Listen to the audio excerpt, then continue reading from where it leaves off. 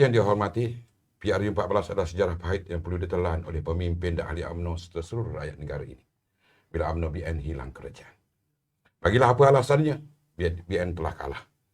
Bila kalah, ada yang lari meninggalkan perjuangan, ada yang bersembunyi, ada yang melompat parti. Tinggallah beberapa kerak pemimpin yang terus bangkit mengurus kekalahan, memandu parti untuk kembali diterima rakyat. Mereka susun dan atur langkah. Mereka terima kekalahan, mereka terima hukuman rakyat tanpa ada demonstrasi jalanan, rusuhan ataupun membakar semangat rakyat. Benar, bukan senang melepaskan atau menerima kekalahan tersebut. Tetapi itulah realitinya. Pada yang kecil jiwanya, mereka sanggup terjun kapal untuk menyelamatkan diri. Mereka biarkan rakan-rakan mereka bersendirian membetulkan layar perjuangan. Mereka sanggup memakan daging kawan-kawan yang sedang cedera. Akhirnya terbukti mereka lebih pentingkan diri sendiri dari perjuangan parti. Dalam saat parti hilang kerajaan, pemilihan UMNO berlangsung. Meskipun UMNO hilang kerajaan, masih ada yang menawarkan diri untuk bertanding dan akhirnya Datuk Seri Ahmad Zahid Hamidi dipilih secara demokrasi oleh ahli UMNO dari seluruh negara sebagai peneraju baru UMNO. Tuah, bala, hanya Allah yang tahu. Kerana sebagai presiden yang tidak ada carrot dan stick, banyak cabaran yang dia akan hadapi. Dalam segmen Terus Terang malam ini, kami di nrchanneltv.net merasa bertuah kerana Presiden UMNO yang berhormat Datuk Seri Zahid Hamidi dapat memenuhi jemputan kami untuk berkongsi perjalanan beliau sebagai Presiden. Sebelum kita teruskan, mari kita saksikan dulu video ini. Jangan ke mana-mana.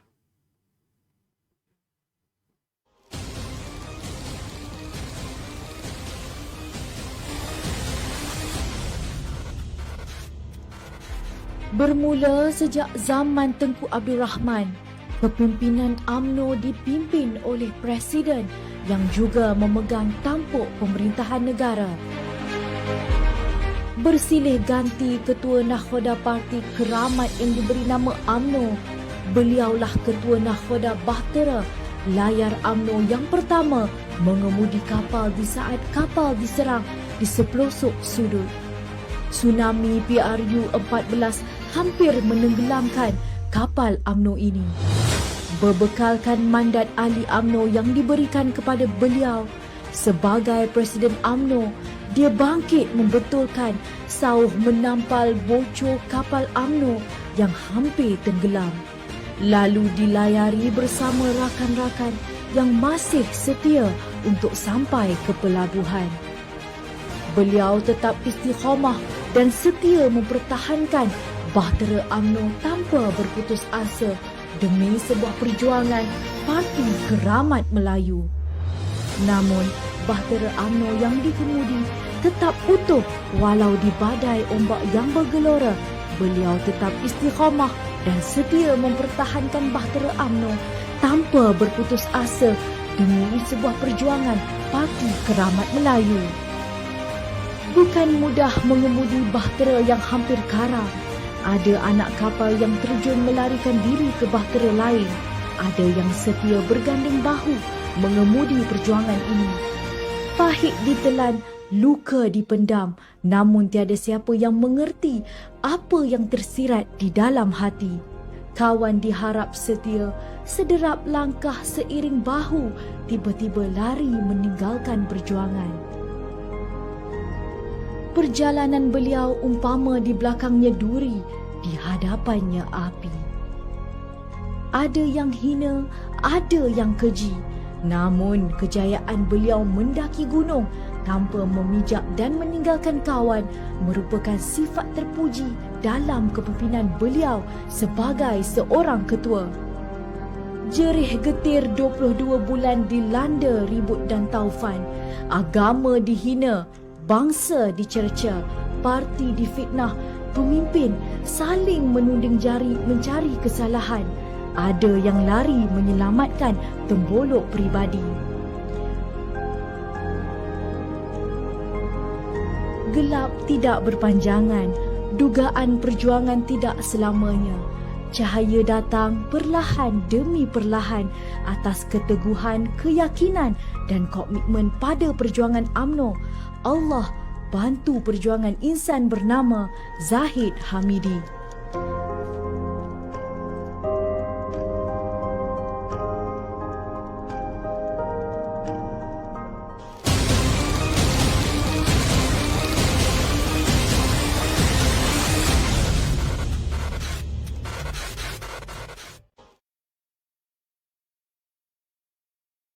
Waalaikumsalam warahmatullahi wabarakatuh. Terima kasih kerana Sri sudi hadir menerima Terima jemput. kasih terlebih dahulu kerana sudi menjemput saya ke sini, ke studio ni.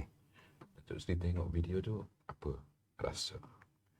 Video itu bukan hanya satu nostalgia, tetapi kadang-kala ianya merupakan satu traumatik tentang apa yang telah saya lalui selama ini. Ketika saya membeban segala isu dan permasalahan sebagai seorang naib Presiden UMNO yang menjalankan tugas-tugas Timbalan Presiden UMNO, kemudiannya menjalankan tugas-tugas Presiden UMNO, dan saya resminya saya kemudiannya dipilih sebagai Presiden UMNO hingga kini. Saya tengok Datuk Seri tenang, senyum menghadapi suasana politik ni. Apa rahsia ni sebenarnya? Tidak ada rahsia, tetapi insya-Allah saya berpegang kepada wabtaghi fima atakallahu daral akhirah wa la tansa nasibaka minad dunya. Di situ ada kombinasi di antara persoalan pelaburan kita di akhirat, tetapi Allah meminta supaya kita jangan lupa tentang untung nasib bukan diri kita saja, tetapi organisasi dan umat yang kita pimpin, untuk supaya ada perimbangan antara duniawi dan ukhrawi, dan ini menyebabkan ketenangan itu bukan hanya terpancar tetapi ada di dalam diri saya sendiri, insya-Allah. Dengan pendekatan ketenangan, musuh-musuh politik Datuk Seri, maknanya payah nak mengheret Datuk Seri ke dalam kancah krisis yang cuba mereka bentuk atau sebagainya. Dalam politik, Datuk Rafiq, musuh tidak perlu dicari. Musuh itu akan datang sendiri. Sama ada ianya datang daripada luar, jangan lupa dari dalam. Saya memegang bai'ah ketika Saidina Umar mengambil alih jawatan ketika wafatnya Saidina Abu Bakar. Beliau mengatakan dalam minda dan diri kita, kita harus ada pegangan bahawa seberapa ramai orang yang sukakan kita, kita mesti ingat bahawa itulah jumlahnya juga orang yang tidak suka dengan kita. Artinya mesti ada check and balance, dan kita mesti jangan ada perasaan bahawa kita sebagai pemimpin yang dipilih, kita merasa kajian-kajian cara empirical atau non-empirical ini kita adalah popular, isu-isu yang merakyat, kononnya kita adalah terbaik. Ingat bahawa ada life cycle-nya, ada putaran hayat bagi sesuatu produk, tambah pula seseorang atau sebuah organisasi, maka tunggu ketikanya apabila kita sampai ke muncak. Jika sesuatu tidak dilakukan, akan pasti berlaku saturation period atau waktu untuk berada di bawah. Adakah Datuk Seri tak nak terheret dalam polemik yang cuba dicetuskan oleh mana-mana pihak, konsisten dengan apa yang Datuk Seri percaya? Polemik tetap wujud. Saya menyebutkan sama ada daripada dalam ataupun daripada luar. Kalau dikatakan krisis, saya telah melihat jajaran sejarah UMNO bahawa setiap 30 tahun peristiwa dan permasalahan, apatah lagi polemik walaupun bukan krisis berlaku. Ya, kita lihat pada tahun 1988 ketika itu kita masih lagi berada di dalam suatu kepimpinan yang cukup kuat. 7 tahun selepas mengambil alih, UMNO dipetakkan kepada tim A dan tim B, dan ketika itu apabila UMNO diharamkan, UMNO berpecah, sukar untuk dihidupkan semula. 2018 kita tahu bahawa pertama kali dalam sejarah 6 dekad UMNO memerintah, kita telah dikalahkan. Jangan lupa tahun 1968, 30 tahun sebelum 1988 atau 20 tahun, ketika itu berlaku peristiwa 13 Mei, dan sekali lagi tentunya ketika itu UMNO tercabar. Maka UMNO sebagai tulang belakang kepada Perikatan Nasional terpaksa membuat modifikasi komposisi dan kolaborasi parti-parti dengan menubuhkan Barisan Nasional. Dan ini adalah political dynamic atau kedinamikan politik yang terpaksa dihadapi oleh sebuah organisasi politik. Seperti UMNO juga. Ya. Baik. Saya melihat ke belakang ini Datuk Seri agak aktif menulis di media sosial. Ada setengah ada orang melihat Datuk Seri ini seperti membangkang. Apa sebenarnya yang hingar sehingga Datuk Seri mengambil pendekatan baru? Maknanya kekerapan itu. Saya melihat setiap hari. Secara kebetulan, Parlimen gantung.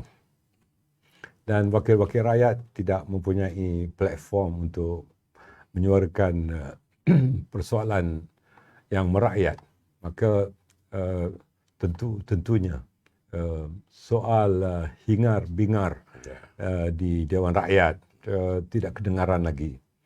Maka isu rakyat harus kita depani, ya, dan rakyat menghadapi banyak permasalahan yang pada tanggapan mungkin pemimpin-pemimpin besar ini adalah masalah terlalu kecil atau masalah pecisan. Tetapi soal yang terlalu dekat dengan rakyat ialah soal makan dan pakai, sandang dan pakai, rumah tempat berteduh, dan juga pendidikan. Apatah lagi soal-soal yang menyentuh tentang kehidupan harian rakyat. Inilah yang saya cuba hidangkan kepada rakyat, bukan berhasrat untuk menjuarai isu rakyat, tetapi inilah nadi rakyat yang perlu saya bawa sebagai platform saya melalui media sosial. Maknanya Datuk Seri melihat pentingnya media sosial ini untuk melanjutkan usaha dan juga melaksanakan impian rakyat. Ya, kita harus mengakui hakikat bahawa dunia telah berubah. Dulu media konvensional yang terbentuk sama ada sebagai media elektronik atau media cetak menguasai lebih daripada 83% komunikasi keseluruhannya. Apabila perubahan ini telah merupakan satu paradigma baru dalam dunia tanpa sepadan dan langit terbuka, kita lihat bahawa media sosial telah mengambil peranan sebagai media perdana atau media utama. Dan tentunya media sosial telah membentuk pola pemikiran seluruh penduduk dunia, dan Malaysia tidak terkecuali dalam situasi itu. Maka kita lihat sejak pilihan raya umum yang ke-12, media sosial telah memainkan peranan yang penting, dan ketika itu Barisan Nasional yang menjadi kerajaan buat pertama kalinya telah hilang kuasa 2/3 majoriti di rakyat, di Dewan Rakyat. Pilihan raya umum ke-13, sekali lagi kita tidak dapat kuasa 2/3 majoriti, ya. Malah dalam pilihan raya umum yang ke-14 kita kehilangan kerajaan. Dan tentunya perubahan ini berlaku disumbangkan oleh peranan utama yang dimainkan oleh media sosial, dan kita harus mengiktiraf bahawa media sosial telah memainkan peranannya dalam mengubah bukan saja pola pemikiran, tetapi bagaimana decision making atas sesuatu keputusan itu dibuat oleh para pengundi di sebuah negara, apatah lagi di negara kita. Datuk Seri tadi bercakap tentang suara rakyat. Datuk Seri dilihat, Datuk Seri dan UMNO BN dilihat menjuarai isu-isu yang melibatkan moratorium, KWSP, itu yang diperjuangkan. Apa jadi sekarang? Adakah sampai hasrat yang Datuk Seri perjuangkan? UMNO perjuangkan. Terima kasih Datuk Rafi. Kita lihat bahawa secara resminya Yang Berhormat Ahli Parlimen Pekan Datuk Seri Najib Tun Abdul Razak telah menyuarakan isu itu ketika memperbahaskan Belanjawan 2021 di Dewan Rakyat.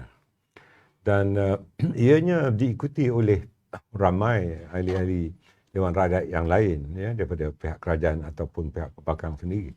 Saya dalam ucapan juga turut mengekori dan menjejaki dua isu ini, iaitu moratorium dan juga pengeluaran akaun nombor 2 dalam KWSP. Selagi soal moratorium dan juga KWSP ini tidak dipenuhi sepenuhnya pelaksanaan, maka selagi itu tentunya perkara ini bukan hanya soal relevan, mesti dilakukan untuk diutarakan oleh kami.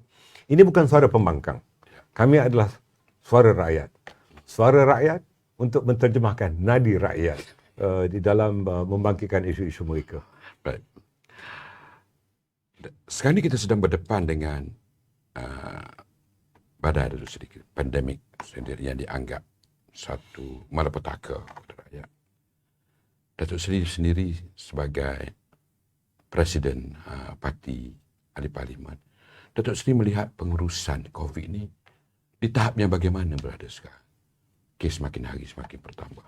Saya pernah menyatakan ketika ada perbincangan secara maya, semua presiden parti yang meminjamkan ahli-ahli parlimennya untuk mendukung kerajaan Perikatan Nasional, saya telah menyatakan ketika itu bahawa terdapat negara-negara yang telah COVID free, maknanya telah bebas. Ya. Terdapat juga negara-negara yang kita anggap jumlah COVID, mangsa COVID itu telah berkurangan. Sekarang ni orang tidak lagi bercerita tentang berapa banyak angka itu meningkat atau menurun. Orang melihat berapa banyak vaksin ini telah diberikan kepada rakyat. Ya, kita lihat melalui media multinasional, media antarabangsa, setiap kali dilaporkan negara yang namanya negara itu telah sekian-sekian banyak melakukan vaksin. Berapa peratus daripada seluruh jumlah penduduk negara itu telah divaksinasikan. Tidak lagi bercerita tentang bahawa pengurusan masih dilakukan. Dan saya ucapkan terima kasih kepada frontliners, ucapkan terima kasih kepada Kementerian Kesihatan dan tentunya semua pihak yang telah menjalankan tugas-tugas yang cukup baik. Tetapi soalannya, rakyat masih bertanya, kenapa dengan adanya PKPP, PKPB, apatah lagi dengan adanya darurat, jumlah makin meningkat. Artinya, kita kurang berjaya di dalam bukan saja menguruskan soal pandemik atau wabak COVID-19 ini, tetapi bagi saya, kita menggunakan alasan pandemik ini untuk melakukan sesuatu yang di luar kebiasaan. Yang dikatakan sebagai norma baru berlaku di negara kita dalam bentuk yang berbeza sekarang. Itu untuk saya ada yang kata kita menjelang tahun 2020 ni kita nak jadi negara maju. Tapi akhirnya COVID yang datang.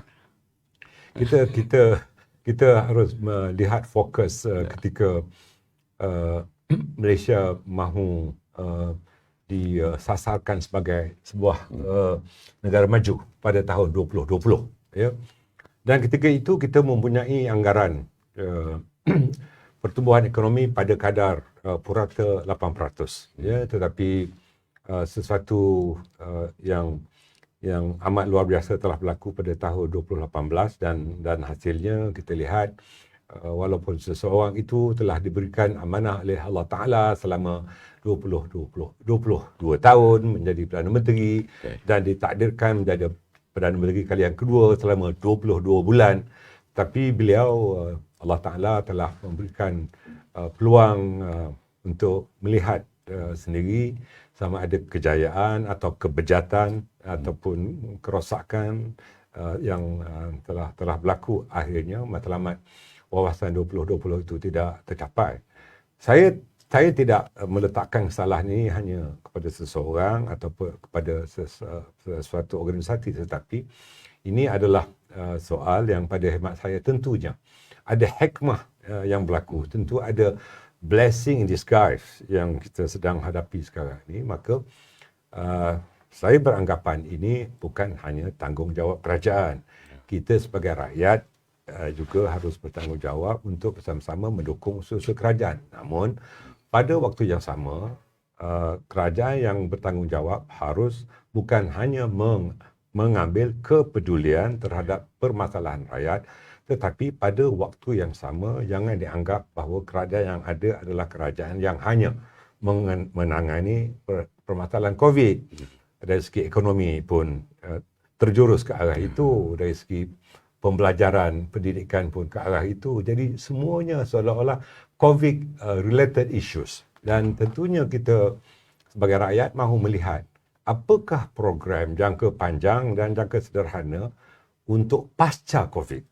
Dan rakyat tidak perlu lagi didendangkan dengan perkara bahawa kita adalah negara yang terbaik yang telah menguruskan pandemik ini, tetapi hasilnya diketahui oleh semua, keadaannya berbeza, dan tentulah perkara ini menjadi tanggungjawab semua. Dan saya di sini bukan sebagai pembangkang tetapi sebagai ahli parlimen yang menganggotai kerajaan, tetapi sebagai sebuah negara yang demokratik tentunya tidak salah kalau kita melakukan muhasabah ataupun self criticism kepada diri saya dan kepada siapa saja yang jadi pemimpin ataupun jemaah kepimpinan di negara ini. Ya. Datuk Seri bercakap tadi tentang PKP. Rakyat di luar bercakap mereka patuh ikut SOP yang ditetapkan apa semua. Tapi rakyat terus terbeban dengan peraturan-peraturan sehingga lahir darurat dan terus membeban mereka. Ya, saya saya dapat merasai nadi rakyat ini sekali lagi. Kerana saya berada di bawah. Artinya rakyat berterus terang dengan kita, menceritakan perkara yang benar. Ketika seseorang itu, apatah lagi saya berada di satu kedudukan, mungkin mereka takut atau mereka mungkin terlalu rasa hormat dan tidak menceritakan perkara yang sebenar. Jadi dalam keadaan itu, bebanan rakyat ni bukan hanya kepada mereka yang berada di luar bandar. Kemiskinan bandar, kita harus juga melihat bagaimana soal bracket pendapatan atau income bracket di kalangan rakyat, bukan hanya yang berada dalam kumpulan B40. Kita lihat juga kumpulan yang M40 pun telah masuk ke bracket atau ke kategori B40 sekarang ni. Ya, kita dapati dulu ada alternatif untuk membawa kenderaan sendiri, ya, e-hailing, Grab dan sebagainya. Ya, ketika poket ataupun purchasing power masih ada di kalangan rakyat, maka mereka yang memilih kerja alternatif ini memperoleh pendapatan dalam bracket tertentu. Ya, tetapi apabila purchasing power atau wang tidak ada lagi dalam poket, tidak ada yang pergi naik Grab atau naik e-hailing.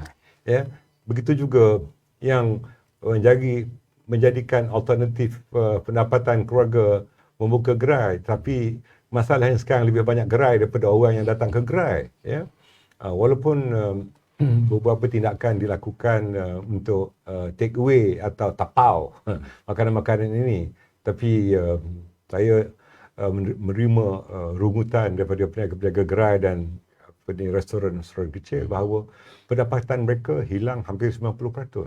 Ya.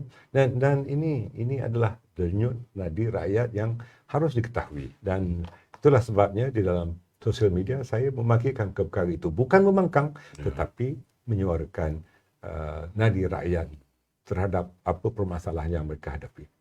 Okey, Datuk Seri boleh terima tak rakyat bercakap bila darurat itu ada, mereka kerajaan seolah-olah nak menyekat suara rakyat untuk nak bersuara menentang beberapa pelaksanaan yang dilakukan.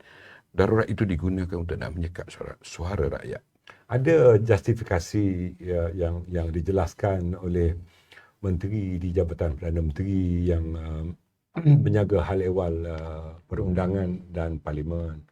Dan justifikasi itu dibuat mengikut perlembagaan perkara 150 1 hingga 8, tetapi ditekankan tentang perkara 150 pasal 3. Itu justifikasi perundangan. Begitu juga kenapa ordinans darurat kuasa-kuasa khas telah diperkenalkan juga berdasarkan kepada proklamasi darurat. Ya. Itu pun kita tahu perlembagaan dan ordinans darurat hasil daripada perlembagaan yang di mana dulu Yang Maha Mulia Tuan Agong mempunyai kuasa mutlak setelah berpuas hati atas nasihat jemaah menteri yang diketuai oleh Perdana Menteri untuk mengisytiharkan darurat. Tetapi soalnya tadi Datuk Rafi menyebutkan bila ada PKPP, rakyat patuh kepada semua arahan dan SOP yang telah ditentukan, tetapi masalahnya jumlah mangsa COVID ini terus meningkat.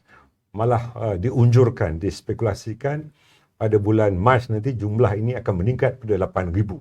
Ya. Dan rakyat melihat ini sebagai satu kekhawatiran. Ya. Dan tentunya apa yang kita di kalangan ahli-ahli parlimen sama ada di pihak kerajaan atau pembangkang apabila Dewan Rakyat itu digantung iaitu pada satu tempoh yang tertentu dan mengikut proklamasi ianya akan berakhir pada 1 bulan Ogos yang akan datang. Artinya kedua-dua Dewan Negara dan Dewan Rakyat digantung, maka suara rakyat itu tidak dapat didengar lagi. Artinya demokrasi telah digantung dalam perkara ini. Bukan kita mahu menderhaka kepada tuanku, apatah lagi kita mahu untuk tidak akur pada perintah tuanku, tetapi persoalan yang bermain di minda rakyat ialah kenapa sampai perkara itu berlaku dan tentunya beberapa kaedah lain dari segi langkah-langkah kesihatan boleh dilakukan. Itu pendapat rakyat. Ya. Saya sebagai wakil rakyat hanya menyuarakan di platform ini. Dan pada waktu yang sama tentunya ada usaha-usaha yang dilakukan agar adanya rayuan kepada Yang Tuan Agong supaya Dewan Rakyat mengadakan persidangan khasnya untuk melakukan keabsahan kepada ordinans darurat berkenaan. Dan ini tercatat di dalam perlembagaan. Dan tentunya kita juga mahu melihat bahawa keabsahan ini sebagaimana yang tercatat bukan saja dalam perlembagaan, malah di dalam proklamasi itu juga dalam perkara yang terakhir bahawa sidang Dewan Rakyat akan diadakan. Tapi open-ended, artinya tidak ada tarikh tertentu. Ya, sama ada selepas tamatnya atau sebelum ataupun di antaranya. Kita tidak dapat pengesahan dalam perkara ini. Baik, Datuk Seri. Bila Datuk Seri bercerita tentang masalah rakyat, saya melihat musim banjir Datuk Seri sendiri turun, pemimpin-pemimpin UMNO turun. Maknanya walaupun UMNO ini ditolak oleh rakyat, program khidmat bakti ini masih diteruskan. Jadi ke mana arah UMNO ini untuk Datuk Seri sebagai Presiden bahawa? Kita lihat ya, Datuk Rafi, rakyat terlalu rindu kepada UMNO, kepada Barisan Nasional dan khidmat bakti pemimpin-pemimpin UMNO, pemimpin Barisan Nasional kepada rakyat. Dan seolah-olah telah membudaya di kalangan kepimpinan UMNO bahawa jika ada masalah banjir umpamanya, walaupun kita hanya sebahagian daripada kerajaan dan selama 22 bulan kita adalah pembangkang, tetapi khidmat bakti ini kita terus lakukan. Dan kita lihat ya, apabila bukan saja di kalangan kepimpinan peringkat tertinggi, di mana Majlis Tertinggi telah memutuskan bahawa diwujudkan jawatankuasa bencana negara ya, yang dipengerusikan oleh salah seorang ahli Majlis Tertinggi, dan kebetulan ketika beliau menjadi menteri, beliau juga telah menjalankan tugas yang sama dan kecemerlangan itu diteruskan walaupun kita tidak ada peruntukan. daripada kerajaan, tetapi kita mendapat sumbangan daripada kawan-kawan dan beberapa syarikat tertentu yang masih bersepati untuk kita menaburkan hemat bati ni kepada masa-masa banjir. Sebagaimana saya sendiri turun ke beberapa kawasan banjir. Maknanya bila ada masalah-masalah begini, UMNO juga yang dicari oleh rakyat. Perasaan Datuk Seri sebagai Presiden. Kita kalah 2014 masuk kerajaan, tetapi UMNO juga yang tempat rakyat. Saya sebutkan tentang ianya telah membudaya. Ya. Artinya berada di dalam hati nurani kita. Begitu juga hati nurani rakyat. Bahawa saya tidak menyalahkan wakil rakyat parti-parti lain. Ya, tetapi memang ini menjadi satu tradisi pada wakil-wakil rakyat UMNO dan Barisan Nasional untuk turun ke akar umbi, membantu secara automatik. Ya. Dan saya fikir tentunya kita ada agensi NADMA umpamanya, Jabatan Kebajikan Masyarakat dan pelbagai frontliners yang turun ke bawah, tetapi tentunya terdapat aspek-aspek tertentu yang mereka merasakan bahawa UMNO dan Barisan Nasional terlalu dekat di hati rakyat. Saya sengaja menayangkan video tadi Datuk Seri. Saya nak tanya Datuk Seri memilih untuk jadi Presiden UMNO dalam keadaan yang tak ada kuasa. Sebab Datuk Seri sebut perkataan carrot and stick, tak ada. Macam mana Datuk Seri nak menguruskan UMNO dengan keadaan tak kuasanya kurang, duitnya masih dibekukan oleh mahkamah ataupun dah dapat duit UMNO? Saya mahu mengulangi pertanyaan tadi. Bahawa saya memilih untuk menjadi Presiden UMNO. Ya. Sebenarnya saya tidak memilih. Dipilih. Saya tidak ada pilihan. Ya. Kerana dari segi politik kedudukan saya secara hakiki ketika itu adalah naib Presiden UMNO yang dipilih oleh perwakilan. Kemudiannya saya menjalankan tugas-tugas timbalan Presiden. Apabila seseorang tidak lagi menjadi timbalan Presiden. Selepas itu, Presiden UMNO ketika itu meletakkan jawatan. Maka saya menjalankan tugas-tugas Presiden.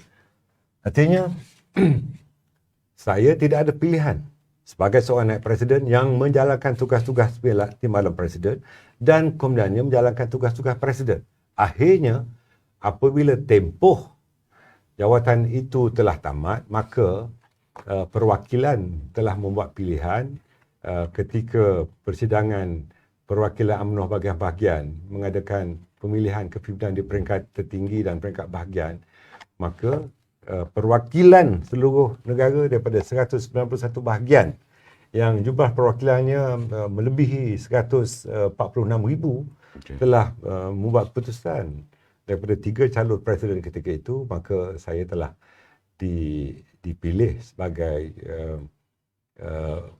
Presiden UMNO. Ya. Artinya ini satu amanah.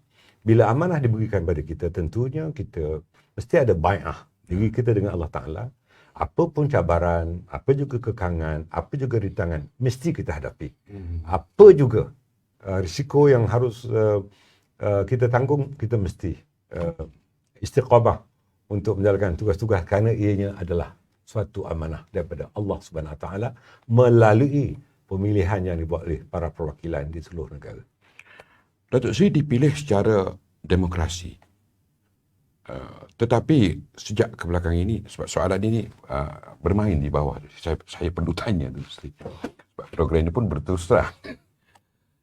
Datuk Seri dipilih secara demokrasi, bukan dilantik.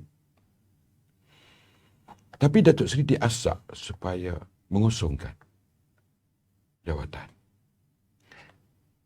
Saudara Datuk Rafi, saya pernah bercuti selama 6 bulan 12 hari.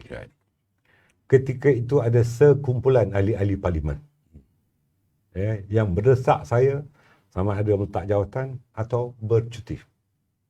Kalau saya sekurang-kurangnya bercuti, mereka tidak akan keluar daripada UMNO. Tetapi jelas bahawa sehari selepas saya bercuti, kumpulan itu terus mufarakah atau keluar daripada UMNO.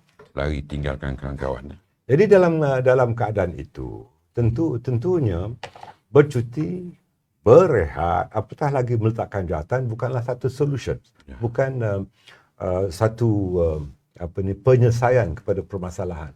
Jadi di dalam keadaan ini, saya bertanya pada diri saya, kalau saya sebagai ketua bahagian dan saya seorang ketua bahagian, ya, adakah jika ada di kalangan ketua-ketua cawangan yang memilih kita dahulu sebagai ketua bahagian, komandannya mendesak kita meletakkan jawatan sebagai ketua bahagian, adakah kita mahu meletak jawatan sebagai ketua bahagian, atau ketua wanita bahagian, atau ketua pemuda bahagian, ataupun ketua puteri bahagian? Kerana desakan daripada ketua puteri cawangan, ketua pemuda cawangan, atau ketua cawang-cawangan.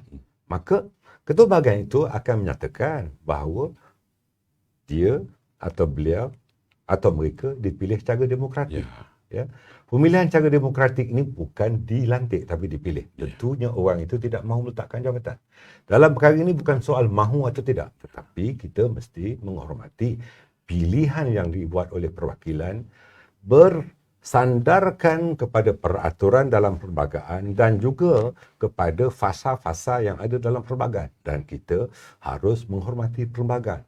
Kerana perlembagaan meletakkan institusi kepimpinan, sama ada di peringkat cawangan atau bahagian, di peringkat perhubungan negeri atau di peringkat nasional, sebagaimana yang termaktub dalam perlembagaan. Dan itu harus dijunjung oleh setiap ahli, apatah lagi di kalangan kepimpinan di semua peringkat.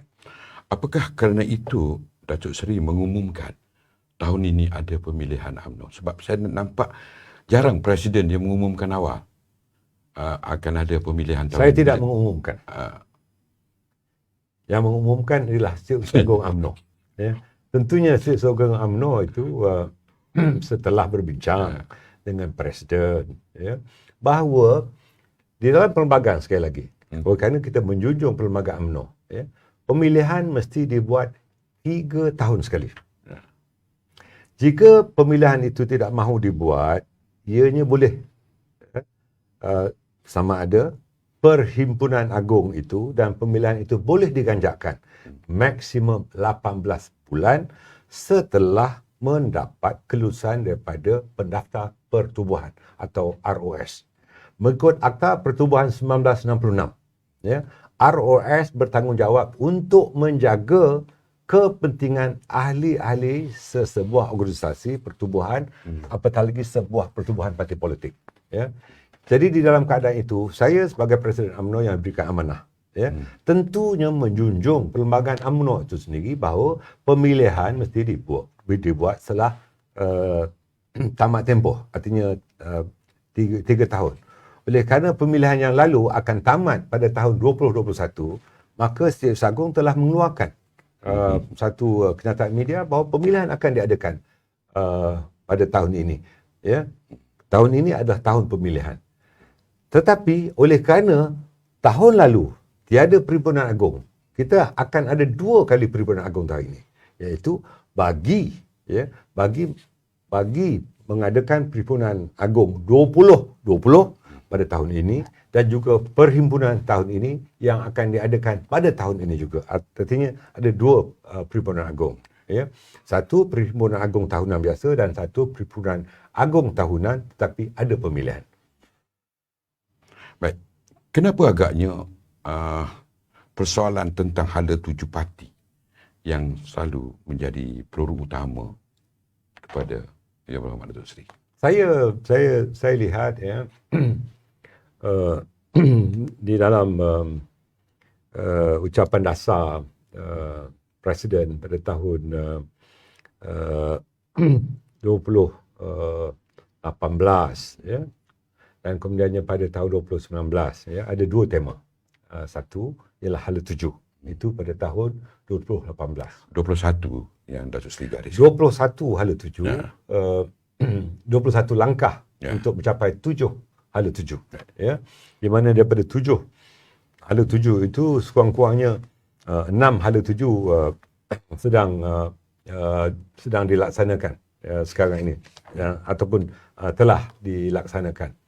Manakala 21 langkah yang telah dibuat itu adalah merupakan dasar parti kerana ucapan dasar parti kemudiannya dijadikan sebagai usul, Okey. kemudian diperbahaskan dan disokong. Maka hala 7 itu sepatutnya telah jelas kepada semua, ya. Dan sepatutnya tidak timbul lagi soal hala 7 ini, sebab kita tahu, ya, umpamanya saya lihat, ya, beberapa perubahan, ya, Dato' Rafi telah dilakukan, ya, melalui Perhimpunan Agung 2018 dan 2019, ya. Saya ingin merujuk kepada apakah perubahan, apakah modifikasi kepada kepada Perlembagaan UMNO sendiri. Saya lihat, ya, sekurang-kurangnya asas dan tujuan UMNO dalam Perlembagaan UMNO, ya, yang pindaannya meletakkan agama Islam sebagai asas utama perjuangan UMNO. Ya, dulu UMNO ditubuhkan untuk agama, bangsa dan negara. Ya, ataupun tidak secara spesifik, ya, tidak secara khusus Islam. Tapi Islam menjadikan asas perjuangan UMNO tanpa kita menepikan agama lain di kalangan ahli-ahli UMNO sendiri ataupun di kalangan rakyat Malaysia keseluruhannya. Ini kita telah lakukan perubahan. Dan pindahan perlembagaan ini diabsahkan di dalam Perhimpunan Agung UMNO. Dan telah pun diluluskan. Dan telah diluluskan. Saya masih teringat lagi tulisan daripada seorang ahli parlimen, ya, daripada Kelantan, yang berhormat Ni Abduh, Ustaz Ni Abduh, yang mengatakan bahawa Allahyarham Datuk Ni Aziz mengatakan kalau UMNO, ya, meletakkan Islam sebagai tujuan asas, maka ketika itulah PAS akan bersama-sama mendukung perjuangan yang diperjuangkan oleh UMNO. Bukan kerana seseorang, tetapi ini menjadi nadi kepada perjuangan kepimpinan dan ahli UMNO. Ya, dan kita lihat, ya. Perkara yang kedua, dari segi keahlian, ya. Dulu keahlian UMNO banyak suara-suara yang menyebutkan bahawa sukar untuk menjadi ahli UMNO.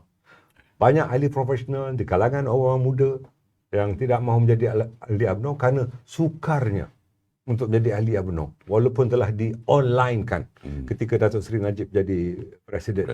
Ya. Dan ketika itu perlu ada permohonan melalui cawangan, diluluskan oleh bahagian, dibawa kepada negeri dibawa ke pusat, baru lulus. Sukarnya. Sekarang ini perubahan melalui pindahan perlembagaan ialah ahli UMNO itu boleh diluluskan oleh bahagian itu sendiri. Tidak perlu dirujuk kepada peringkat nasional. Artinya kita permudahkan. Ya. Begitu juga bagaimana kita memperkasakan wanita UMNO. Ini semua pindahan perlembagaan. Bagaimana memperkasakannya? Iaitu kita menerima usul yang dibawa oleh wanita UMNO bahawa wanita UMNO bukan lagi sebuah pergerakan wanita UMNO, tetapi wanita UMNO Malaysia. Dan ketua wanita diletakkan setaraf, ya, setaraf dengan jawatan timbalan Presiden UMNO. Ya, kedudukannya adalah sebagai ex officio. Ya, artinya maqam ataupun kedudukan wanita itu telah dipertingkatkan martabatnya. Begitu juga kita lihat wanita UMNO ada skuad sayang. Ya, pemuda UMNO ada skuad sabil. Kita masukkan itu dalam perlembagaan bahawa ketua wanita UMNO adalah ketua kepada skuad sayang. Ini iaitu skuad yang menjaga kebajikan. Bukan saja ahli tetapi kumpulan-kumpulan yang memerlukan di kalangan rakyat. Begitu juga skuad sabil. Ketua pergerakan pemuda UMNO adalah ketua kepada skuad sabil yang juga bergerak di bawah. Ya, itu antara perubahan yang dilakukan. Ya. Dari segi peremajaan UMNO, ya, ramai yang menyebutkan seolah-olah UMNO ini tidak pernah diremajakan. Hanya mereka yang telah berumur hampir maghrib ataupun masuk waktu isyak, ada ketikanya pemimpin itu berada di peringkat waktu tahajud. Ya, artinya tak relevan. Apa yang dilakukan untuk merelevankan UMNO, meremajakan UMNO, ya, dalam perlembagaan menyebutkan di kalangan jawatan kuasa bahagian wajib dilantik 4 orang yang berumur 30 tahun ke bawah. 4 orang. Ya, sekurang-kurangnya. 2 daripada lelaki, 2 daripada wanita. Tidak pernah sebelum ini. Di bawah umur 30. Artinya kita memberikan peluang untuk mengenerasikan semula dan melakukan proses peremajaan kepada UMNO. Itu di peringkat bahagian. Ya. Kalau ada di kalangan ketua bahagian yang cukup terbuka pemikiran dan hatinya, boleh melantik lebih daripada 4 di kalangan jawatankuasa bahagian yang dilantik. Pada waktu yang sama, di kalangan jajaran saf kepimpinan Majlis Kerja Tertinggi, ya, saya telah memulakan perubahan dengan melantik di kalangan ahli-ahli majlis tertinggi terdiri daripada mereka yang berumur di bawah 40 tahun. Ya. Dan kita tahu lebih daripada 10 pemimpin-pemimpin yang berumur di bawah 40 tahun ketika itu. Ketika itu. Tapi sekarang ni yang 40 tu lepas 2 tahun jadi 42 lah. Okay. Ya. Tetapi cuba lihat, Ketua Penerangan UMNO Malaysia dilantik daripada pemuda UMNO. Zaman Datuk Seri sebagai Presiden. Ya, dan tentunya kita mahu, ya, masyarakat melihat bahawa UMNO mahu perubahan dan perubahan ini dilakukan. Ya. Peremajaan ini bukan hanya dilihat dari segi relevansinya tentang soal umur, tetapi soal fikrah, soal pemikiran, ya, soal bagaimana kita melihat permasalahan orang-orang muda harus ditangani, harus didepani dan harus diambil kepedulian. Itu sebenarnya maksud sebenar peremajaan, bukan hanya umur. Dan kita juga tahu beberapa perubahan juga telah kita lakukan. Sebelum ini mana ada jawatan pengurusi jemaah penasihat UMNO. Betul. Ya. Dan tokoh itu adalah tokoh lama yang memberikan pandangan yang cukup baik, yang sangat relevan dengan situasi semasa. Begitu juga dalam Barisan Nasional, mana sebelum ini ada jawatan pengurusi lembaga penasihat Barisan Nasional. Kita wujudkan. Dan ketika Perhimpunan Agong, kita letakkan orang-orang itu di atas pentas bersama-sama. Itu sejarah sebenarnya yang Datuk Seri buat. Mereka yang tidak buta sejarah melihat itu sebagai sejarah. Tetapi mana-mana yang membutakan mata, apatah lagi membutakan hatinya, mereka tidak melihat apa yang saya sebutkan ini sebagai satu perubahan. Ya, mereka hanya mencari kesalahan. Saya ingin ingatkan diri saya. Ada orang tua-tua beritahu dengan saya. Ya. Kalau nak tanya yang baik, tanyalah kawan. Semuanya baik. Kalau nak tanya yang tak baik, tanyalah musuh. Yang baik pun semua tidak baik.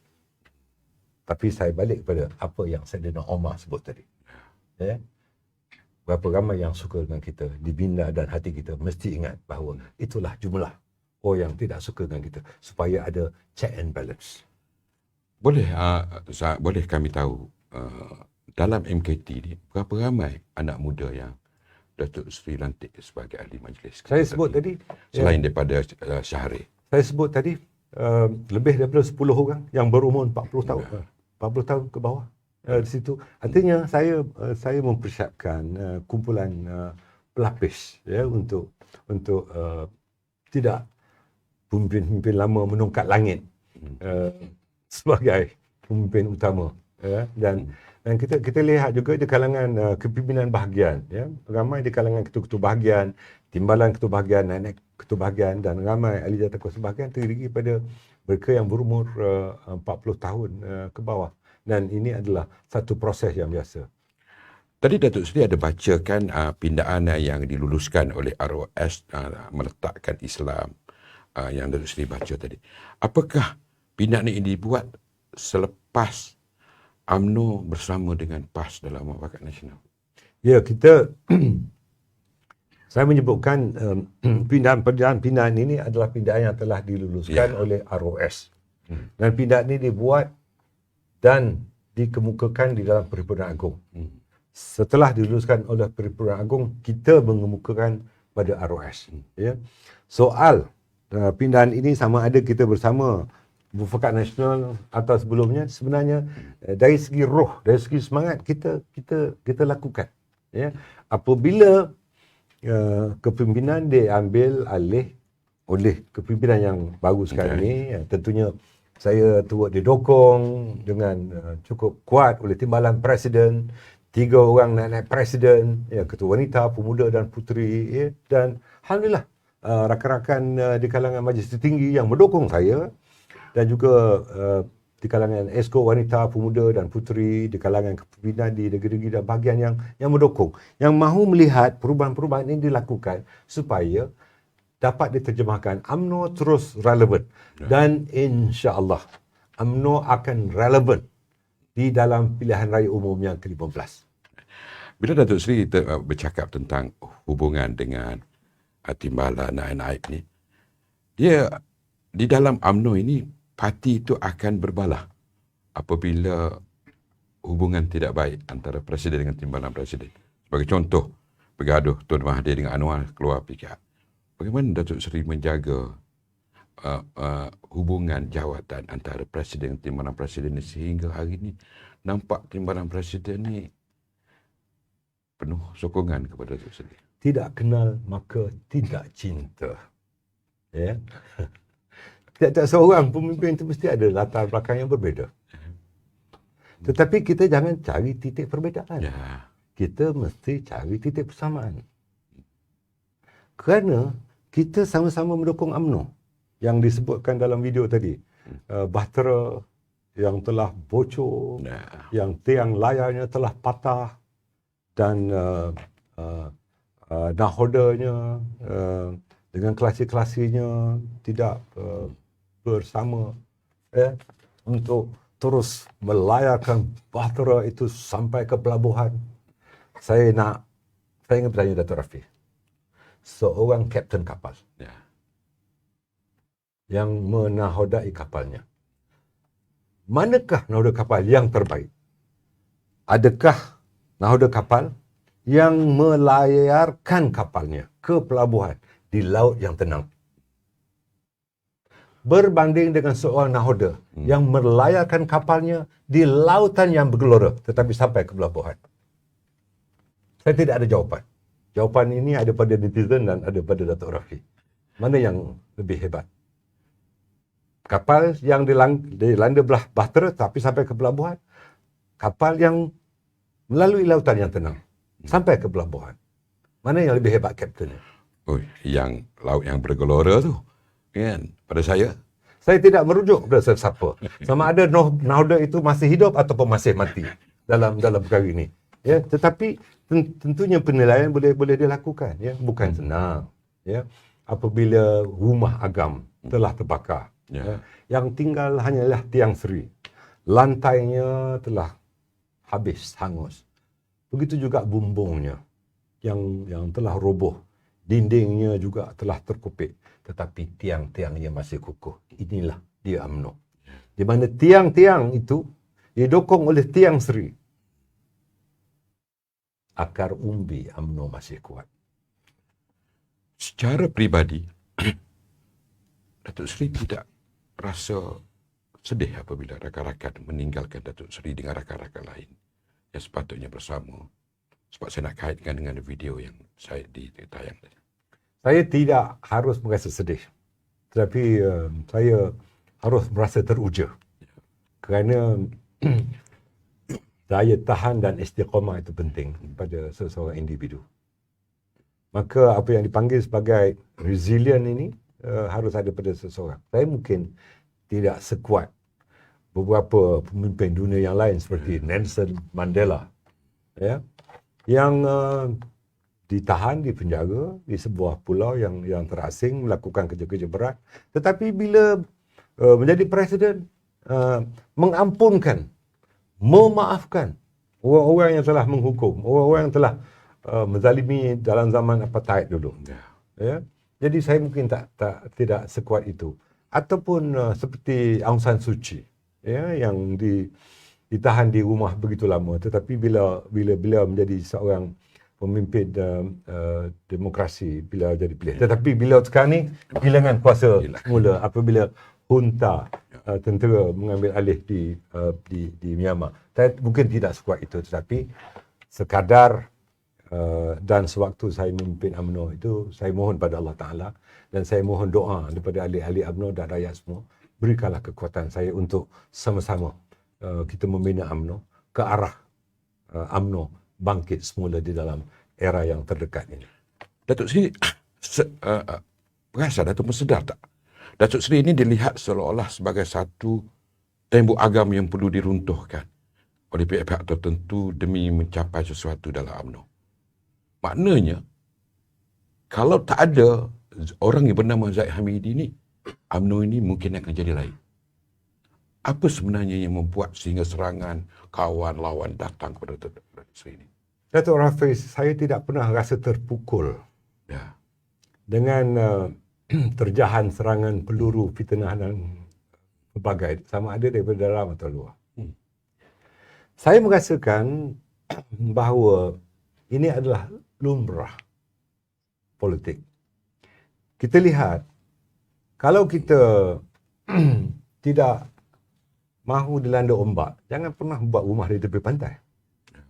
Sekali air bah, sekali pantai berubah. Ya? Jadi dalam keadaan itu, kita lihat bagaimana perjuangan pengasas UMNO. Ya. Ya? Untuk mencapai kemerdekaan itu sukar. Tetapi untuk mengisi erti kemerdekaan itu lebih sukar. Tambahan pula di dalam tempoh 1957 hingga sekarang, satu tempoh yang berdekad-dekad. Ya? 7 dekad lebih. Ya? Dan kita merasakan ini adalah asam garam politik yang harus kita hadapi. Ya? Dan saya tahu, ya, saya tahu bahawa bukan senang mahu jadi orang senang. Bukan sukar untuk menjadi orang susah. Baik, Datuk Seri. Apa usaha Datuk Seri sekarang ini untuk mengukuhkan UMNO, BN dan MN, Muafakat Nasional? Saya fikir banyak metodologi of approaches atau manhaj, ya, pendekatan, ya, untuk memperkukuhkannya. Pertamanya kita harus melakukan muhasabah. Ya, saya sebut self criticism. Itu sebabnya saya menelan semua kritikan itu sebagai satu perkara yang menjadi ubat kepada saya. Biarpun ianya pahit, tetapi ubat yang baik itu biasanya ubat yang pahit. Ya, dan saya terima dengan penuh keikhlasan. Ya, dan saya memaafkan semua pengkritik saya. Ya, dan tentunya kalau mereka ada kritik juga, mereka harus berjiwa besar untuk memaafkan pengkritik-pengkritiknya. Saya mengambil pendekatannya begitu.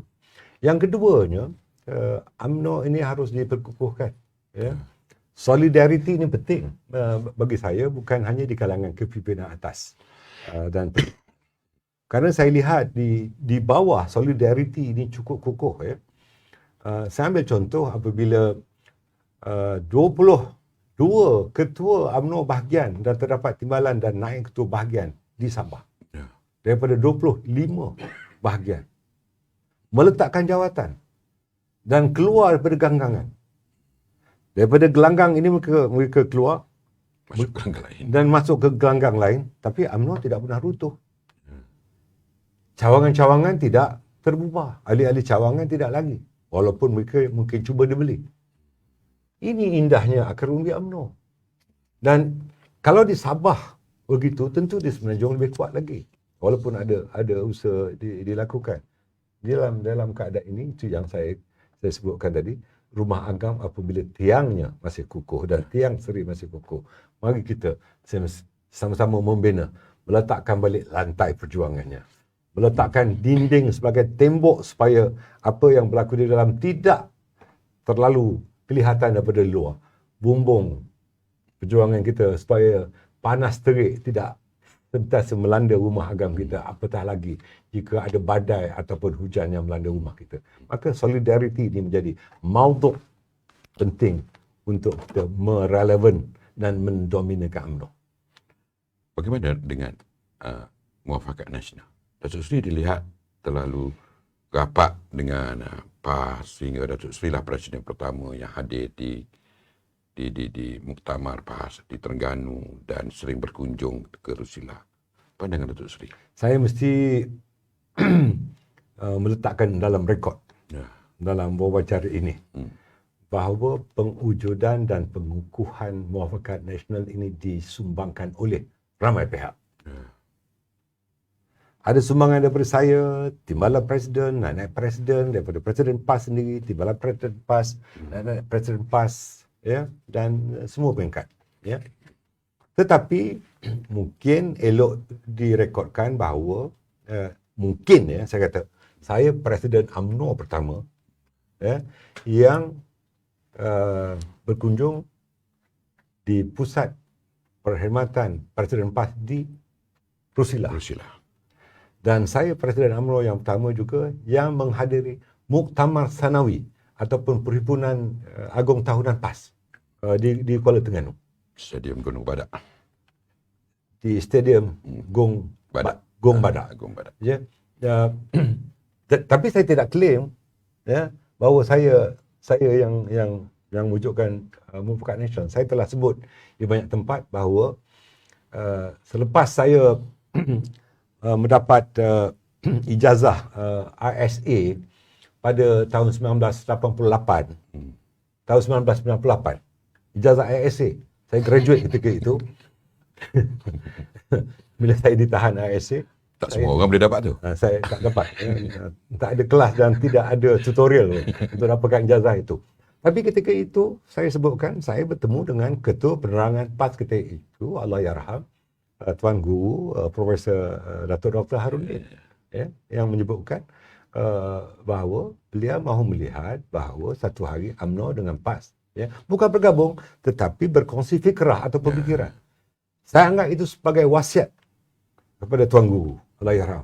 Itu yang saya terjemahkan. Hasilnya pada tahun 2019 secara resmi termeterai perjanjian persefahaman dan juga piagam Mufakat Nasional. Dan saya fikir perkara ini harus diteruskan oleh UMNO dan PAS. Baik. Bagaimana hubungan UMNO dengan PAS dalam Mufakat Nasional ketika ini? Setakat ini masih baik. Mungkin interpretasi di luar itu berbagai-bagai. Ada juga pihak yang mungkin tidak berapa senang hubungan kecium-mulutan antara UMNO dengan PAS ini, maka cari jalanlah supaya renggang agaknya. Tetapi insya-Allah dari segi roh, dari segi fikrah, perkara itu tidak sebagaimana yang dijangkakan. Insya-Allah hubungan ini terus rapat dan dekat. Baik, Datuk Seri. Datuk Seri, tadi kita bercerita tentang yang lompat lari tinggalkan saf. Datuk Seri rasa masih ada lagi tak antah, kalau UMNO ni umpama beras, masih ada lagi tak antah dalam beras ni yang perlu dikeluarkan? Atau sebab antah ni dia boleh jadi gastrik kalau kita campur dengan beras ni. Saya tidak faham apa penyakit sebenarnya kalau makan antah tu, sebab semua hidup saya, ibu saya tidak pernah bagi saya makan antah dalam beras. Artinya dia jaga anak lah. Begitu juga saya sebagai ibu bapa ataupun sebagai seorang datuk pun, saya tidak akan pernah mengizinkan anak-anak saya dan cucu-cucu saya untuk memakan nasi yang berantah, supaya mengelakkan penyakit. Begitu juga di dalam UMNO. Yang boleh ditutup ialah mulut tempayan. Yang tidak boleh ditutup ialah mulut manusia. Di dalam media sosial sekarang ni kita tahu bahawa pemikiran itu diterjemahkan melalui jari jemari yang memetik-metik nombor dan juga huruf-huruf. Jadi pemikiran itu datang ke situ. Jadi dalam pada itu, in English, I have to entertain the difference of opinion. Tapi ada hadnya. Perbezaan pendapat ada hadnya. Jadi antah-antah yang ada itu jangan khawatir. Dia akan terkeluar sendirinya. Cuba kita tampi beras. Apakah yang akan berlaku? Antah tu akan berada di atas. Bukan susah nak buang antah ni. Bila kita tampi beras tu, cuma tiup saja. Dia terbang sendiri. Cuma tiup saja, dia akan terbang sendiri. Berapa banyak antah yang telah menyeberang kat sana? PAS juga ada antahnya dulu. Antah tu terbang. Bersatu pun ada antahnya. Antah tu terbang. Sekarang ini, biar. Ini adalah satu lumrah dan satu kelaziman. Jadi antah tu akan terbang sendiri, insya-Allah. Kita bercakap tentang moving forward, Sri. Saya ni sekali-sekala bercakap bahasa Inggeris ni, kadang-kadang dia pelak terlain sikit. Ada yang kata ada sesuatu yang masih Datuk Seri sembunyikan tentang jajaran baru yang sering disebutkan terutama. Boleh tak hari ni kami nak dapatkan Betul ke wujud istilah DAP ni dalam UMNO, dalam MKT yang ditimbulkan doa-doa DAP ni? Moving forward ataupun way forward ini mempunyai relevansi dengan kedinamikan politik. The political dynamic. Ya.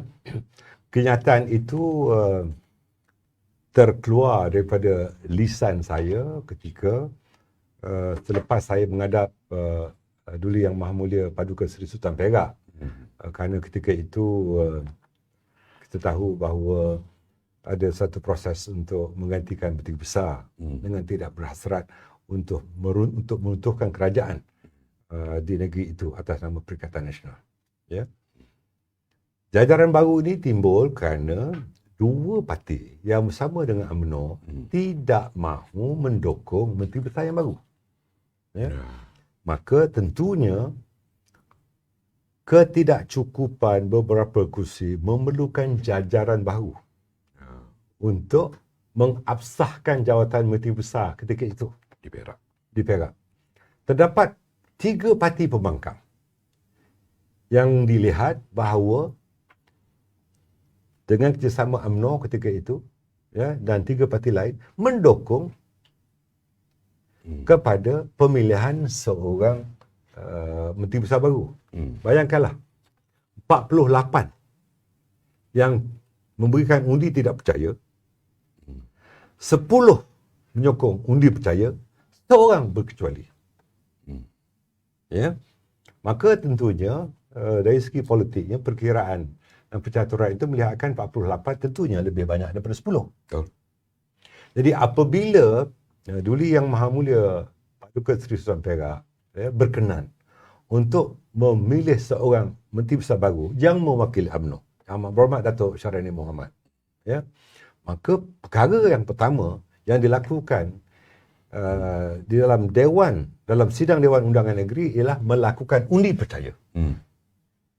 Di dalam undi percaya itu, daripada 59 ahli-ahli Dewan Undangan Negeri Perak, Menteri Besar sekarang ini memperoleh 59 dukungan dari 59 seluruh ahli Dewan Undangan Negeri Perak. Artinya, kedudukannya diabsahkan oleh ahli-ahli Dewan Undangan Negeri. Ini merupakan satu jajaran baru. Dan saya memberitahu Yang Amat Berhormat Menteri Besar Perak supaya jajaran baru ini diterjemahkan dalam bentuk CSA, iaitu Confident Supply Agreement. Ya, berapa peruntukan yang diperoleh oleh ahli-ahli Dewan Undangan Negeri Kerajaan, itu juga jumlah peruntukan yang diberikan kepada ahli-ahli Dewan Undangan Negeri dari pembangkang. Itu jajaran baru. Ya.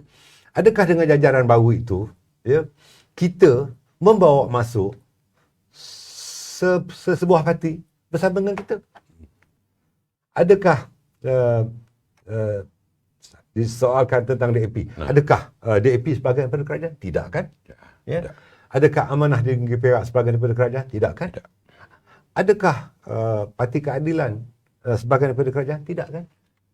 Itulah jajaran baru yang berlaku di Negeri Perak. Saya juga berbincang dengan Yang Amat Berhormat Menteri Besar Johor, Datuk Insinyur Hasni Mohamad. Jajaran baru di Johor juga menggunakan CSA, Confident Supply Agreement, di mana semua ahli-ahli Dewan Undangan Negeri di Johor, apa parti sekalipun, sama ada kerajaan atau parti pembangkang, diberikan peruntukan yang sama. Ya. Jadi, kematangan politik itu telah berbeza dan ia telah berubah dan ia merupakan satu paradigma baru. Ya. Jangan meletakkan label bahawa kita mahu bersama dengan parti itu seolah-olah dia adalah sebagai pada. Tidak. Ya. Kita harus matang, kita meletakkan kepentingan rakyat di hadapan kepentingan politik sempit mana-mana parti politik. Datuk Seri sering kalau saya boleh gunakan perkataan, diserang oleh yang tidak suka dengan Datuk Seri. Kononnya Datuk Seri ini akan menerima DAP sebahagian daripada jajaran baru untuk UMNO. Tidak, saya telah sebutkan tidak. Ya. Sebagaimana di Perak, sebagaimana di Johor. Ya. Tetapi kita menghargai kerana sokongan mereka melalui peruntukan yang diberikan secara sama rata tadi. Ya, itu saja. Sebut pasal peruntukan ni, Datuk Seri sebagai ahli parlimen, bagaimana Datuk dapat peruntukan yang sama tak dengan ahli parlimen dalam perikatan? Setakat ini saya terima peruntukan sebanyak RM100,000 setahun untuk tahun 2021. Ahli-ahli parlimen kerajaan yang lain mendapat RM3.7 juta. Alhamdulillah saya dapat RM100,000. Cukuplah untuk Bagi Datuk rasanya. Iaitu bahagian ataupun daerah paling mundur di Negeri Perak setakat ini dapat RM100,000 setahun. Saya ucapkan terima kasih di atas peruntukan yang diberikan itu. Maknanya sama peruntukan tu dengan ahli parlimen pembangkang? Setakat ini peruntukan yang diperoleh pembangkang itu RM100,000. Itulah peruntukan yang diperoleh oleh ahli parlimen Bagi Datuk, ahli parlimen Pontian, ahli parlimen Pekan, ahli parlimen Padang Rengas dan ahli parlimen Machang. Mudah-mudahan terbukalah hati sesiapa yang buat keputusan itu untuk memberikan peruntukan sama dengan mana-mana ahli parlimen yang telah mengundi supaya bajet 2021 yang telah kami undi dan sokong. 3 kali Datuk Rafi. Di peringkat dasar kami sokong. Di peringkat jawatankuasa kami sokong bajet. Peringkat bacaan kali 3 pun kami sokong. Tetapi hadiah yang kami dapat, alhamdulillah peruntukan RM100,000 setahun kepada kami. Amin kalah. Terima kasihlah, bersyukur, alhamdulillah. Baik. Saya antara yang melihat Datuk Seri ni amat prihatin dengan sistem pendidikan. Datuk Seri pernah memperkenalkan program Ulul Albab kalau tidak silap saya. Adakah misi dan visi program Ulul Albab ini menjadi agenda? Datuk Rafi dengan tidak berhasrat untuk riak. Ya. Jauh daripada sifat takabur. Amin. Ataupun ujub. Ya, saya dihantar oleh ibu bapa saya untuk mendapat pendidikan sekolah menengah. Ya, di Sekolah Menengah Agama Izzuddin Shah Ipoh. Sekolah asrama penuh. Ya. Di situ saya dididik ya, dalam bidang keagamaan secara formal dan informal. Maka roh itu terpahat di hati saya dan di minda saya. Apabila saya diberikan peluang ya, oleh yang amat berbahagia Tun Abdullah Badawi Pak Lah untuk menjadi menteri di Jabatan Perdana Menteri yang menjaga hal-hal agama Islam. Ya, saya mendalami beberapa kurikulum pendidikan agama Islam. Antaranya ketika itu pendidikan Ulul Albab adalah sebagai satu modul baru. Ya, di mana ada kombinasi di antara pendidikan Islam dengan pendidikan akademik. Saya sebut ayat mula-mula tadi, muqaddimahnya. Wabtaghi fima atakallahu daral akhirah wa la tansa nasibaka minad dunya wa ahsin kama ahsanallahu ilaik. Artinya, mesti ada perimbangan antara duniawi dan ukhrawi. Artinya, ma'at hafiz yang dulunya menumpukan hanya kepada pendidikan penghafalan Quran, sama ada secara tasmi' ataupun tasfih. Dan selepas itu, mereka tidak ada peluang untuk masuk ke universiti jika tidak ada SPM atau tidak ada syahadah atau diplomakan. Maka pendidikan Ulul Albab ini adalah mengkombinasikan antara pendidikan penghafalan Al-Quran dan pendidikan Al-Quran dengan pendidikan akademik. Inilah yang saya telah lakukan. Saya lihat apabila Darul Quran di bawah JAKIM ketika itu di Hulu Selangor atau di Rawang, ketika saya diberikan peluang menjadi menteri di JPM Hal Ehwal Agama, saya berhasrat ketika itu untuk menjadikan Darul Quran ini sebagai Universiti Al-Quran. Ya? Dan saya juga berhasrat untuk wujudkan Darul Hadis. Kerana ada Darul Quran, mesti ada Darul Hadis. Dan peruntukan telah diberikan seed capital atau peruntukan awal sebanyak RM1 juta kepada Akademi Islam Universiti Melaya ketika itu. Ya, tetapi tidak tercapai. Ketika itu, mereka yang dapat penghafalan 30 juzuk dalam Quran, saya galakkan ya, untuk masuk ke Darul Quran. Dan di situ mereka ditasmi' dan ditashihkan serta disyahadahkan hingga saya berikan galakan untuk mereka belajar dengan di SPM kan dan didiplomakan untuk masuk ke universiti-universiti di dalam negara ini dan universiti-universiti di luar negara. Jadi apabila hasrat ini dilakukan oleh kerajaan negeri Terengganu ketika itu, ya, maka saya memikirkan bahawa pendidikan ulul albab ni adalah antara yang terbaik, ya, ukhrawi dan duniawi. Maka keluarga saya dengan sebuah yayasan telah mewakafkan tanah, dan tanah itu didirikan sebuah asrama, sebuah sekolah, dewan dan musalla, tempat solat, ya, dalam satu kompleks sekolah asrama penuh, sekolah menengah imtiaz ulul albab negeri Melaka, ya. Jadi alhamdulillah sudah 8 tahun pelajar itu ramai yang pergi ke luar negara, ya, kerana mereka di tingkat sampai ke tingkatan 3 mereka ambil peperiksaan PT3. Alhamdulillah semuanya dapat A, dan pelajar ini hafal 30 juzuk. Bila masuk tingkatan 4, tingkatan 5, ya, saya salurkan pelajar itu ke aliran sains, tidak ada aliran arts, ya. Dan bila mereka dapat SPM dengan keputusan yang cukup baik, ya, boleh katakan saya tidak mahu riak, ya, 90% daripada mereka ialah mendapat semua A, ya. Jadi dengan kerjasama sebuah universiti swasta yang kebetulan satu ketika dulu memang rapat dengan saya, kita letakkan pelajar itu untuk mengambil O-level selevel SPM, maka mereka boleh belajar luar negara. Artinya, sekali lagi, ulul albab ni adalah satu pendidikan untuk mengkombinasikan antara pendidikan agama dengan pendidikan akademik, atau pendidikan Al-Quran dengan pendidikan akademik, supaya berlaku keseimbangan insanul kamil, seorang manusia yang sempurna, supaya mereka menjadi ahli profesional yang hufaz atau yang hafal Quran. Baik Datuk Seri, kita sebenarnya dah bersiaran hampir 1 jam 15 minit. Biasa 1 jam, tapi sebab malam ni eksklusif memberikan 15 minit sebab kepada Presiden. Soalan saya yang terakhir, Datuk Seri bercakap tentang pemilihan tadi. Seandainya ada calon yang akan menawarkan diri bertanding untuk jawatan Presiden UMNO, bagaimana? Adakah proses demokrasi akan berlangsung? Dahulu ketika Datuk Seri Najib jadi Presiden, Majlis Tinggi dan Perhimpunan Agung memutuskan bahawa jawatan Presiden dan Timbalan Presiden tidak ditandingi. Ya. Ketika saya mengambil alih, ya, menjalankan tugas-tugas Presiden, ya, perkara itu dibawa di Majlis Tinggi dan saya memutuskan bahawa jawatan Presiden, Timbalan Presiden, Naib Presiden dan semua jawatan terbuka untuk ditandingi. Saya mesti terus menterjemahkan bahawa saya adalah seorang demokrat. Ya, itu sebabnya pada tahun 2018 jawatan Presiden ini ditanding oleh 3 orang. Ya.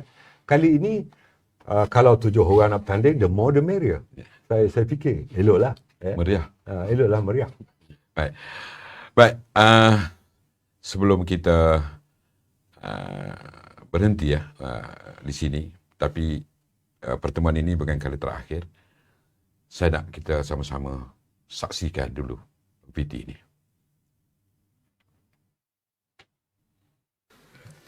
Tuhan, mereka menghina-Mu. Mereka menghina agama-Mu. Mereka menghina Nabi-Mu. Tuhan, mereka mencaci raja-raja kami. Mereka mencerca bangsa kami. Mereka hancurkan perpaduan kami. Tuhan, tentera kami dicabar, bendera kami dicala, bahasa kami diselar, kami digelar orang luar. Tuhan, tulisan Jawi ditempelak, pendidikan anak-anak kami menjadi bahan lawak, Khazanah negara dirompak. Harta milik kami hilang tidak nampak. Tuhan, perlembagaan negara kami dicari-cari. Kedaulatan undang-undang kami dilacurkan. Maruah negara kami dicalar tanpa pembelaan. Ekonomi negara kami dihancur leburkan. Fitnah dan mehnah terhadap kami ditaburkan. Tuhan, namun kami cekal, semangat kami kental. Inilah erti pengorbanan kerana UMNO sebuah perjuangan.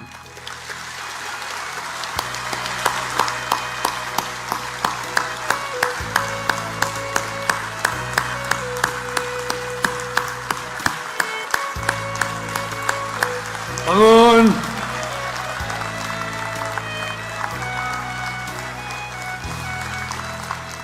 Amin. Kepada-Mu ya Allah, kami berserah. Kepada-Mu ya Allah, kami memohon hidayah. Berilah kekuatan kepada kami ya Allah. Satu-satukanlah hati kami ya Allah. Satukanlah pemikiran kami ya Allah. Satukanlah tindakan kami ya Allah. Elakkan kami daripada berpecah dan berpuak-puak ya Allah. Hanya kepadamu kami memohon dan berserah diri ya Allah. Allahumma taqabbal minna du'ana wa salatana wa qiyamana wa ruku'ana wa sujudana birahmatika ar-rahman rahimin. Rabbana atina fid dunya hasanah wa fil akhirati hasanah wa qina azaban nar. Wa jinajatal mal abrar ya aziz ya ghaffar ya jabbar ya rabb alamin. وصلى الله على سيدنا محمد وعلى آله وصحبه أجمعين والحمد لله رب العالمين. تقبل الله منكم. Hidup UMNO! Hidup UMNO! Hidup UMNO! Takbir! Takbir! Takbir! Assalamualaikum warahmatullahi wabarakatuh. Assalamualaikum warahmatullahi wabarakatuh. Pendekar yang gagah perkasa tak lari dari medan perjuangan. Panggilan perang lantang kedengaran keris kutusuk pedang kulibaskan. Kalaulah memang sudah suratan rela ku mati dalam perjuangan. Biar putih tulangku dalam peperangan, berputih mata sekali jangan. Terima kasih Yang Berhormat Datuk Seri Ahmad Zaid Hamidi, Presiden UMNO Malaysia.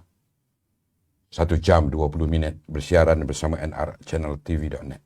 Kita cukup berbangga dapat membawa Presiden ke sini untuk merasai sebahagian daripada degup perjuangannya. Terima kasih juga kepada semua perhubungan UMNO negeri yang turut menyokong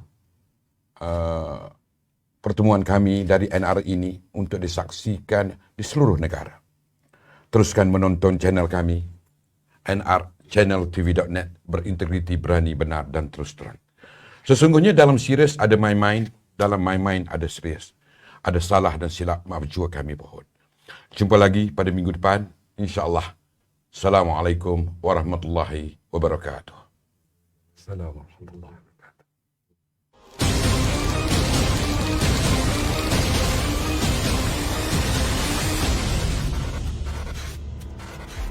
Bermula sejak zaman Tengku Abdul Rahman, kepimpinan UMNO dipimpin oleh Presiden yang juga memegang tampuk pemerintahan negara. Bersilih ganti Ketua Nakhoda Parti Keramat yang diberi nama UMNO, beliaulah Ketua Nakhoda Bahtera, layar UMNO yang pertama mengemudi kapal di saat kapal diserang di sepelosok sudut. Tsunami PRU-14 hampir menenggelamkan kapal UMNO ini. Berbekalkan mandat ahli UMNO yang diberikan kepada beliau sebagai Presiden UMNO, dia bangkit membetulkan sauh menampal bocor kapal UMNO yang hampir tenggelam. Lalu dilayari bersama rakan-rakan yang masih setia untuk sampai ke pelabuhan. Beliau tetap istiqamah dan setia mempertahankan bahtera UMNO tanpa berputus asa demi sebuah perjuangan Parti Keramat Melayu. Namun, bahtera UMNO yang dikemudi tetap utuh walau di badai ombak yang bergelora. Beliau tetap istiqamah dan setia mempertahankan bahtera UMNO tanpa berputus asa demi sebuah perjuangan Parti Keramat Melayu. Bukan mudah mengemudi bahtera yang hampir karam. Ada anak kapal yang terjun melarikan diri ke bahtera lain. Ada yang setia bergandeng bahu mengemudi perjuangan ini. Pahit ditelan, luka dipendam, namun tiada siapa yang mengerti apa yang tersirat di dalam hati. Kawan diharap setia, sederap langkah seiring bahu, tiba-tiba lari meninggalkan perjuangan. Perjalanan beliau umpama di belakangnya duri, di hadapannya api. Ada yang hina, ada yang keji. Namun kejayaan beliau mendaki gunung tanpa memijak dan meninggalkan kawan merupakan sifat terpuji dalam kepimpinan beliau sebagai seorang ketua. Jerih getir 22 bulan dilanda ribut dan taufan. Agama dihina, bangsa dicerca, parti difitnah, pemimpin saling menunding jari mencari kesalahan. Ada yang lari menyelamatkan tembolok peribadi. Gelap tidak berpanjangan, dugaan perjuangan tidak selamanya. Cahaya datang perlahan demi perlahan atas keteguhan, keyakinan dan komitmen pada perjuangan UMNO. Allah bantu perjuangan insan bernama Zahid Hamidi.